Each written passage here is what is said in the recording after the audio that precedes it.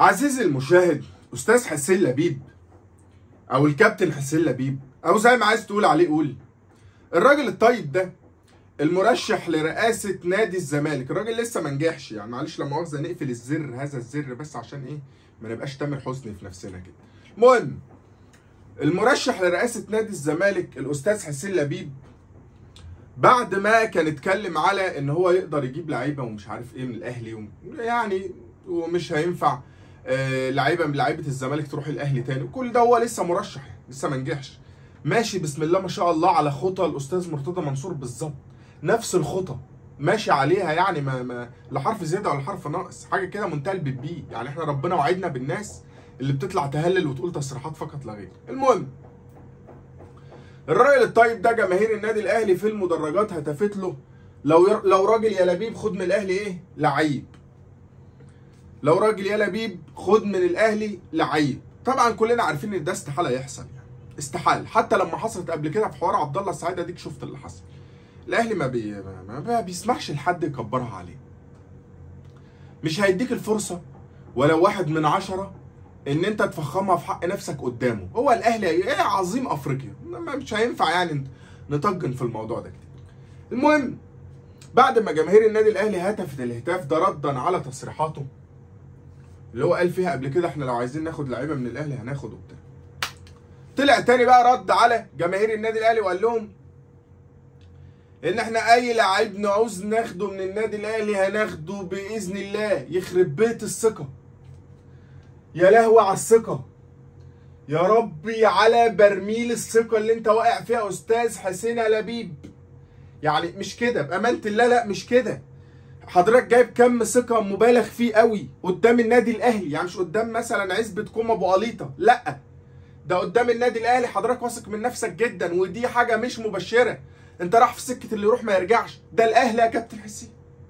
اسالنا انا ياما اتلسعنا منه. فيعني عندك امام عاشور اهو، كهربا، الاثنين لسه عاملين احتفال عرين الاسد، يعني يا راجل صلي على النبي. المهم حدثت احداث كتير جدا يجب ان احنا نتكلم عنها، ورحيل اسوريو، و ان امام عاشور عمل لايك احتفالا بالزمالك علشان تاهل للكونفدراليه. كل ده حاجات هنتكلم عنها في فيديو النهارده، ولكن بعد ما اقول لحضرتك وصباح الخير او مساء الخير على حسب الوقت اللي بتشوف فيه. الكارثه دي يا فندم يا كارثه بكل المقاييس وشتاها. اتمنى ان حضرتك تظرف لايك على الفيديو ده، عايزين نوصل الفيديو ده لاكتر من 3000 لايك. اتمنى عزيزي المشاهد، اتمنى بقى نوصل ل 3000. في ايه تعالى كلمني كده، انا اخوك الصغير، تعالى. في ايه بتعملش لايك ليه؟ هو انا ريحتي وحشه؟ ما تعمل لايك يا عم عشان احبك. اعمل لايك، انا كده كده بحبك، بس اعمل لايك فرحني شجعني.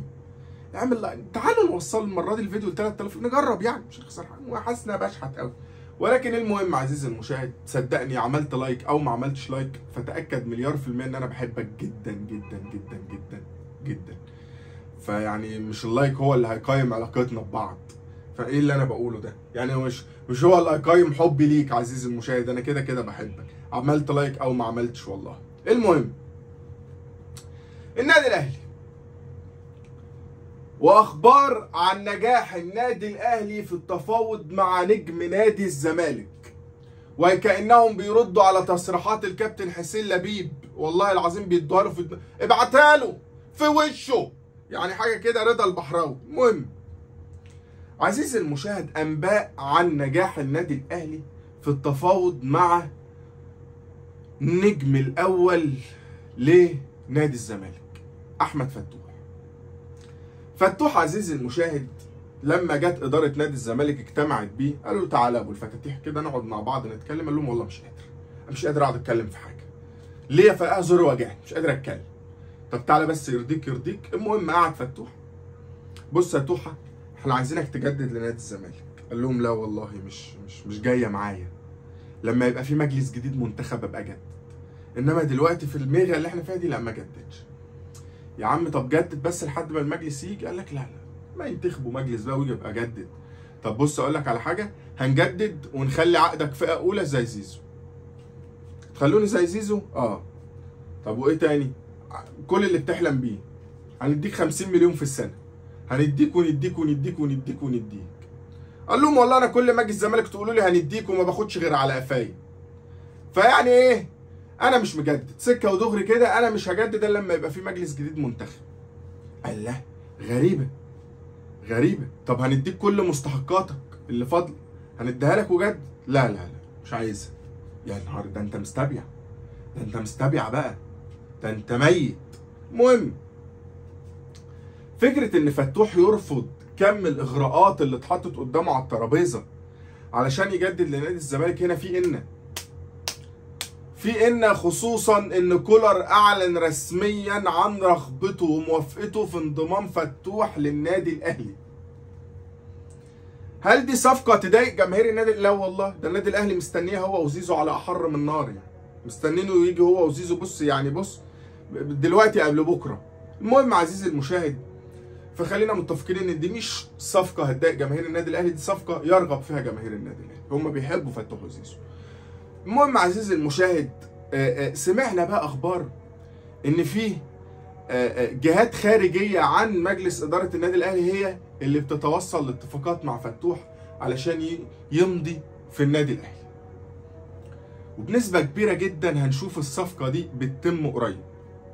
وكلنا فاكرين حوار مرتضى منصور لما طلع اشاعات على فتوح وقال لك ده بيشد حشيش وده مش عارف بيعمل ايه وبيعمل ايه، وكلنا فاكرين ان هو انقطع عن التدريبات ساعتها، ويعني كنا كلنا حاطين ايدينا على قلبنا وكنا بنقول هيمضي للاهلي.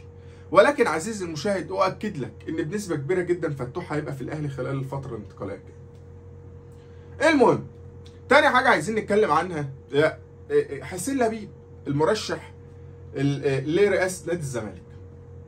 الراجل الطيب ده لسه برضه ماشي على نفس نهج الاستاذ مرتضى منصور، اللي هو انا هطلع ارد على جماهير الاهلي واطلع اقول تصريحات واطلع اعمل بروباجندا واطلع اخلي ابقى ترند والناس تتكلم عني، فخلينا بقى نطلع نرد على التصريحات ونقول ان احنا اي لعيب في النادي الاهلي نقدر نجيبه، نقدر نشتريه ناخده من النادي الاهلي غصبا عن حباب عينيه.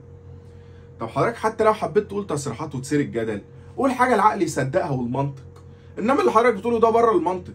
يا اخي ده لو اللعيب في الاهلي ذات نفسه عايز يجي لنا مش هنعرف نجيبه، احنا مش لاقيين ناكل، احنا معناش فلوس يا استاذ حسين لبيب، معناش فلوس، وصلي على النبي ما بتفتحش صدرك كده. المهم، امام عاشور نجم النادي الاهلي الحالي والذي شارك في صناعه اهداف كثيره جدا خلال الفتره اللي فاتت، اذا كان في افريقيا ولا في الدوري ولا في شارك في اهداف كتير جدا صناعته يعني.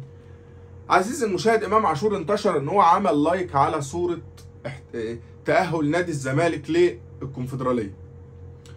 طلع نفى رسميا امام عاشور هذا اللايك. انت متخيل ان في لاعب طلع نفى رسمي انه عمل لايك؟ انت متخيل احنا عرق قد ايه؟ قال لك لا انا عامل لهم لايك ليه؟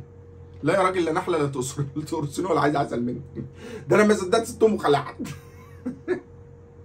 وتحس ان ده حل لسان امام عاشور، يعني حاجه كده يعني ايه، الحمد لله انا سبتكم وهربت، ده انتوا نادي عره. المهم عزيزي المشاهد، طلع نفى رسميا امام عاشور عمل لايك لصوره نادي الزمالك، قال لك انا طالع عنفي الموضوع، ما عملتش لايكات لحد، وادي الفولو هلغيها. احنا بعاد قوي يا لطيف، احنا بعاد قوي والله. المهم عزيزي المشاهد، علشان ما اطولش على حضرتك قول لي طول، دي كده كانت اخبار سريعه معانا حصلت امبارح والنهارده، فكان يجب ان احنا نتكلم عنها.